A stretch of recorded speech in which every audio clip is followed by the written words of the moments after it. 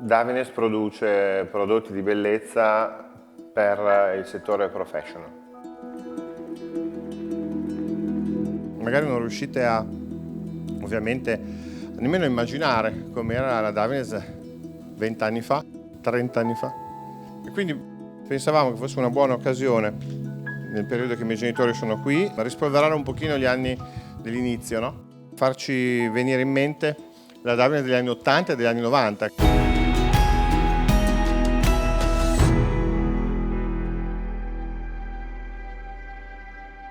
Questo nome è stato scelto assieme a mia moglie, mettendo assieme i due nomi dei nostri figli, Davide e Stefania. Noi veniamo da un'altra azienda, siamo stati soci in un'altra azienda che lavorava nel settore. Dopo 17 anni abbiamo deciso di metterci per conto nostro. Per fare gli imprenditori ci vuole anche il coraggio di rischiare.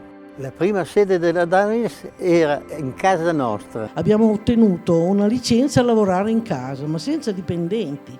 Abbiamo occupato la taverna e la cucina, i garage di casa nostra.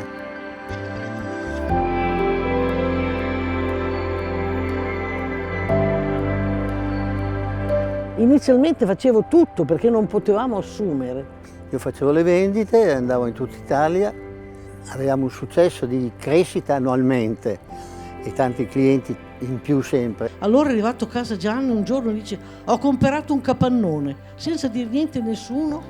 Era praticamente una carrozzeria, ma c'era un bel pezzo di terreno attorno, che c'era anche la possibilità di uno sviluppo.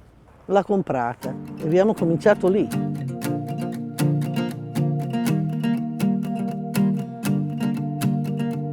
Daniele è stato uno dei primi, una delle prime persone che mia madre ha assunto. Ho visto un annuncio sul giornale che la Davines cercava un addetto al confezionamento magazziniere autista. Solo così? Solo con le tre mansioni lì? Era un'azienda che produceva qualche prodotto a marchio proprio, particular, Poliessen. Erano prodotti che allora erano veramente fatti in casa e che hanno iniziato il brand Davines. Mi ricordo addirittura di un pomeriggio che devo essermi addormentata dopo scuola su dei cartoni che erano infilati in un magazzino, questo ricordo. Quindi era un po', cioè lavoro, vita privata, famiglia, lavoro, era tutto mescolato, perché era davvero un altro familiare questa azienda. E avevamo il professor Maggesi, che era il nostro consulente, che lui aveva uno studio a Milano e io andavo là e facevamo la prima produzione insieme, poi dopo lui veniva a Parma a fare la prima produzione con me e dopo io andavo avanti. E un giorno gli chiesi che corso di studio avrei dovuto fare per seguire insomma, il lavoro dei miei ed aiutarli nel modo giusto, e lui mi ha detto: fai farmacia.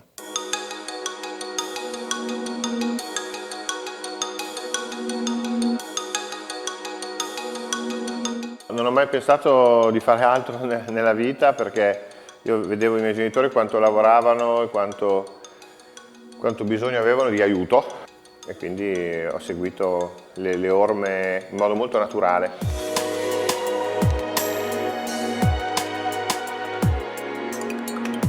Quando Davide è tornato dagli Stati Uniti, dopo aver fatto i suoi studi e aver fatto la sua esperienza, le cose sono cambiate, perché da meccanica che era tutta l'impostazione, hanno cominciato ad entrare in aziende dei computer sempre più sofisticati.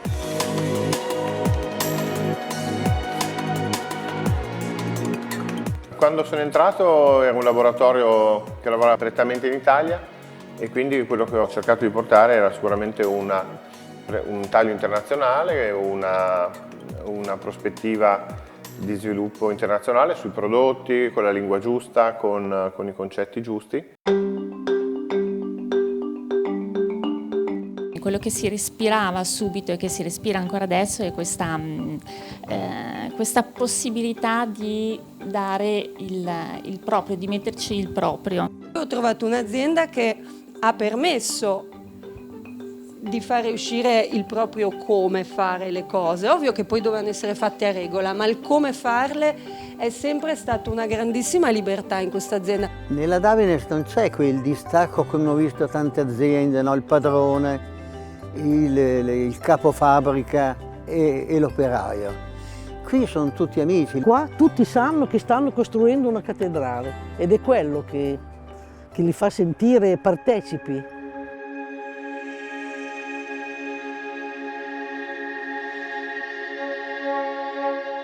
Il relativo successo di Davines oggi è il risultato di anni e anni di impegno, di dedizione, di investimenti, di ricerca, di studi. Se uno vuole fare un po' di strada nella vita, sicuramente bisogna dedicarci molto, molto, molto.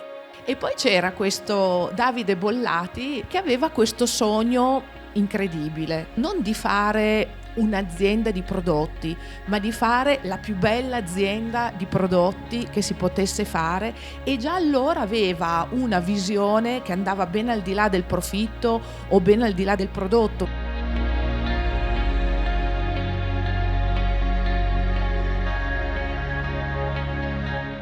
La Davines come organizzazione non ha come obiettivo la massimizzazione dei profitti.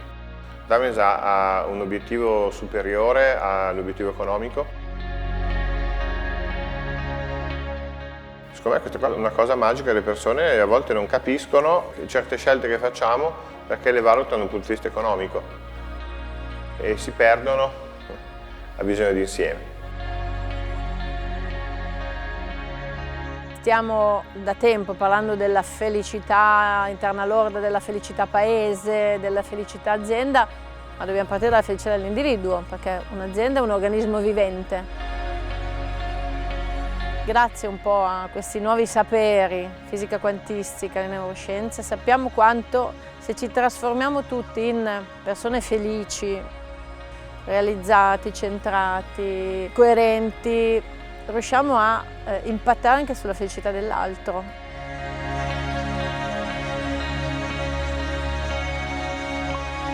È stato uno dei primi a parlare di sostenibilità, Poi fortunatamente l'hanno seguito molti altri, perché da solo non puoi sostenere proprio un bel niente.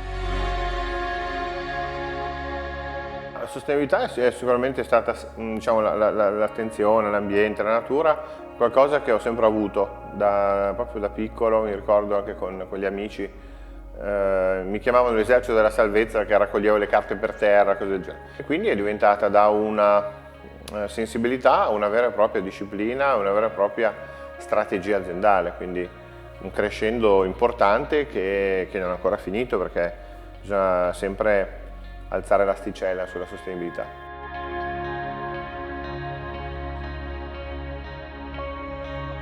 Per noi la sostenibilità era evitare lo spreco. Io mi ricordo quando ero piccolina con mia nonna si riciclava tutto, questa era sostenibilità.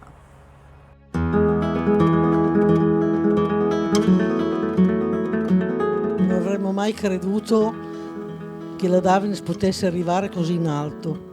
Veramente, perché adesso ci sentiamo molto orgogliosi, ma il grande lavoro l'ha fatto Davide. La più grande soddisfazione è quando ho visto l'azienda finita, perché avevo sempre un po' di paura, no? Con tutte queste vetrate, questo acciaio, eccetera, avevo sempre un po' di paura, ecco, no? Non mi sentivo di avere un'azienda solida con il mattone. Invece ho visto una cosa meravigliosa e che dura nel tempo come i mattoni.